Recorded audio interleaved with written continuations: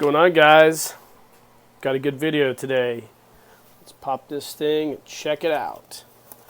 Today we're going to be doing a basic builds villain flamethrower. So I have 3 different knockoff flamethrowers for G.I. Joe. And I don't know if I'm going to do all 3. We'll just see. This is going to be an organic process. But I'm at least going to turn 2 of them into villain flamethrowers that will be for sale at the end of this video. As you can see, one of them has the harness on the back. The other 2 do not. If you've seen my previous dive videos, dive tank restoration videos, you know that I'm going to make new harnesses for those. I also have this cool handle I've sculpted in silver, and this will be the flame nozzle.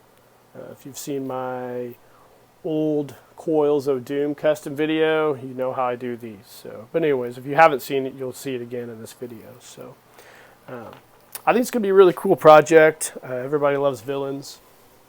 Now these tanks will be decaled, I believe, with the Mars villain style logo. So hopefully you're a Mars villain liker, because that's what these are going to be. So anyways, we'll pause the video, we'll come back, and we'll talk about exactly what we're going to do with these basic builds villain flamethrowers. Alright, welcome back, guys. Well, so here's what we've got. This is the basic layout battle plan. Or at least, like I said, going to do 2 flame packs, maybe 3, we'll see. But the idea is this is going to be really, really simple. I plan on taking a flame pack, these old knockoff ones, using some of this styrene tubing that I have lying around, making some type of tubing connection up here for the tanks to fix those broken portions here. And then I have an old dive tank oxygen regulator mold that I'm going to double as a fuel regulator. So I got a 2-part mold. I'll make that, and I kind of want to mount it here and then have the flame hoses come off. And then I have a mold for those handles that I've used on other projects, like the jetpack for Bullet Man, as well as the Coils of Doom flame pack. So I'll make molds of these for the flame handles, and then for the other portion of the flame handles, I have that flash suppressor mold that I used on the basic builds machine guns. I plan on casting the parts in actual colors, so I'm going to use a Illuminite black for the regulator, and then for the handles, the flame guns, I'll use this silver flake to add to the resin. And then I'll also cast the suppressor portions out of black. So it'll be the silver handles, flame handles with the black suppressors, and then a black regulator. Now, the reason you're probably wondering why I'm using the oxygen regulator from the scuba tanks. Well, you know, in a lot of the old Adventure Team sets, they used to reuse parts in different arrays. It didn't have to make sense. And this doesn't have to make sense because it's make-believe, just to remind everybody out there. For the portions that the tanks that don't have the backs, I do have this harness piece that I used in the basic build dive tanks. So I've had my styrene sheeting. I will make new plates for the back of those. And then we'll build these out, and we'll see what they look like. So we'll come back. I won't do the molding on camera because, you know, I don't think there's really any need to. You guys don't need to watch me mix and pour mold. But I'll come back and we'll show you the completed handles and flash suppressor portions, as well as the oxygen regulator portion, or I guess we call it the fuel regulator portion of this. So we'll take a look at it. So we'll be back here in a few with some molded pieces.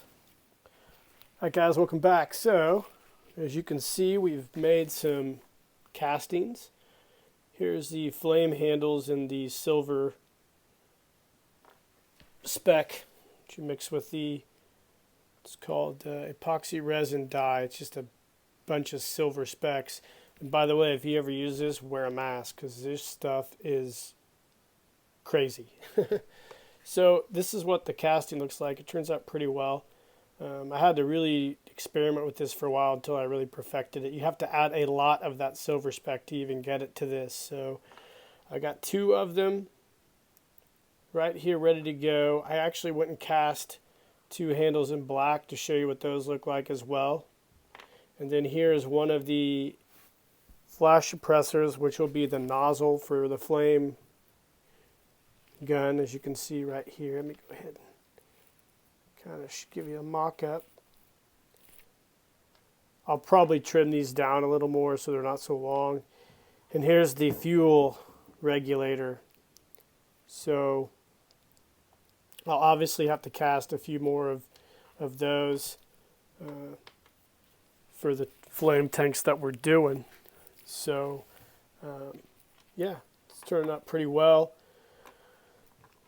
The next step obviously is to get all this stuff cast and then work on the actual tanks themselves to kind of make them look a little better than what they currently look a little more villainy, I guess.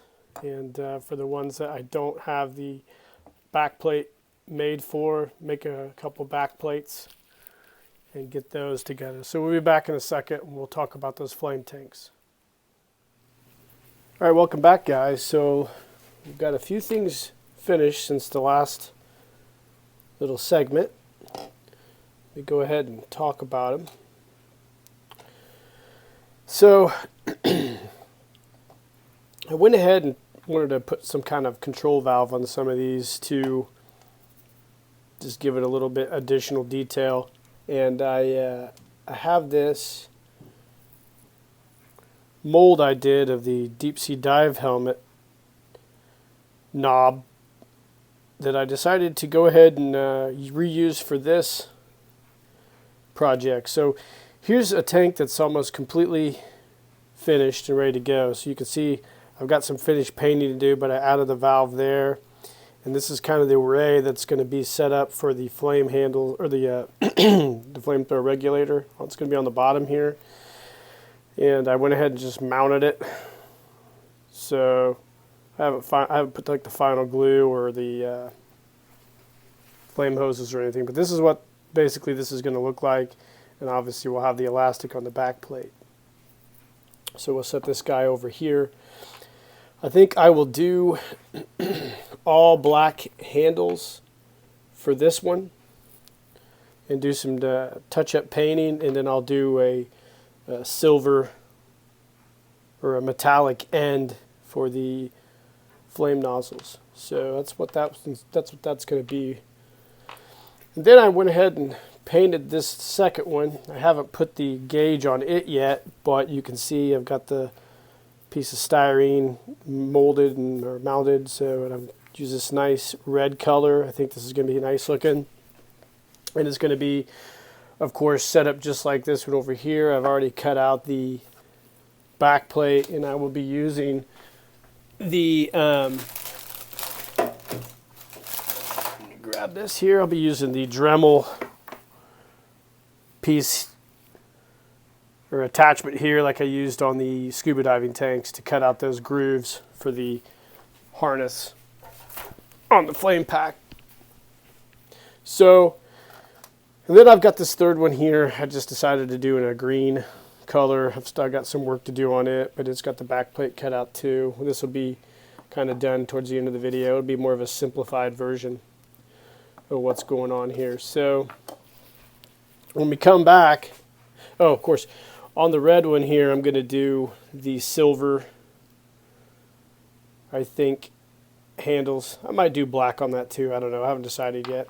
But I've got 2 silver ones done. Maybe I'll save these for this one here and do black on both of those. Also black regulators and a silver one there. So I think that's kind of the plan we're going with. We'll see how it all turns out at the end of the day. you know. We'll see. But anyways, that's kind of where we're at with these villain flamethrowers. And I did make a decision to not decal them. The reason is I feel like if I sell these and somebody actually buys them, somebody might have their own villain line. I know there's several of you guys out there that have your own villains, so I think I'll just leave them blank, and everybody can, if you want one, as you buy these, you can just do your own decals. I think that'd be kind of more of a fair way to do it. So we're going to come back, and I think in the meantime, I'm going to try to finish at least. I'll try to finish them all up, and I guess we'll just come back and have some final thoughts on this video. That'd be the best way to do it. So we'll see you here in a bit.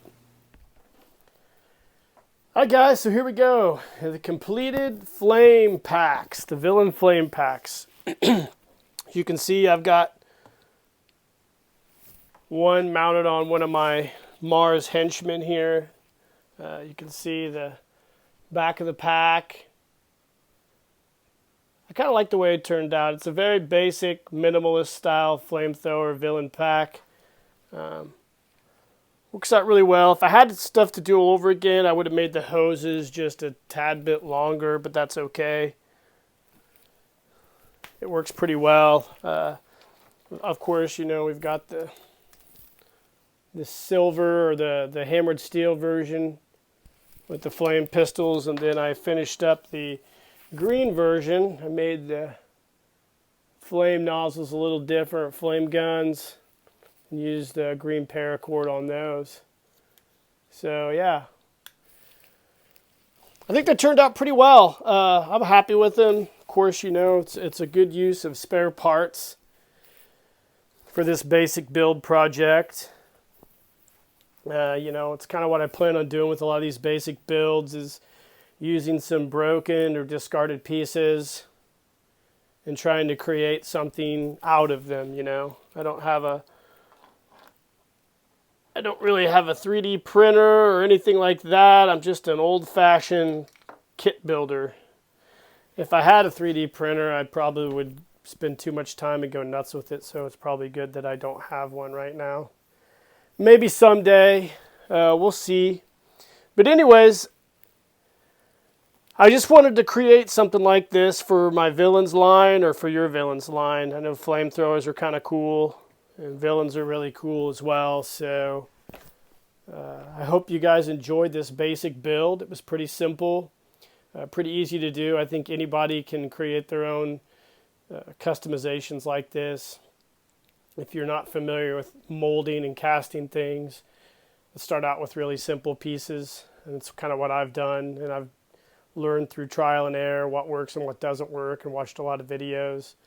But like I said, if I had a 3D printer, I probably could have done it a little different. You know, the benefits though to me for casting and molding, or molding and casting, sorry, is you can do it pretty quick. So you can make a mold, and then you can do a lot of different castings. Castings set up in about 10 minutes, and you can pop them out of the mold. I don't know how long it takes to 3D print something. But you can take a 3D printed item and obviously make a master and use it for a mold and casting, which I have a lot of friends that do that as well. So anyways, guys, I hope you enjoyed this villain flamethrower basic build. I enjoyed doing it. These 3 packs will be available on eBay after this video drops. I think I'm going to start them off for a bit around $15 a piece. If they don't sell for $15 a piece, maybe I'll do like a buy it now for like 10 or 12 bucks. I don't know. We'll see. If you guys are interested in something like that, definitely check it out. And hit the like and subscribe button, the notification icon. I hope you guys are enjoying these basic build videos. This is something I wanted to really do. So I've got a few more coming. So I hope everybody's doing great out there. And until next time, cheers.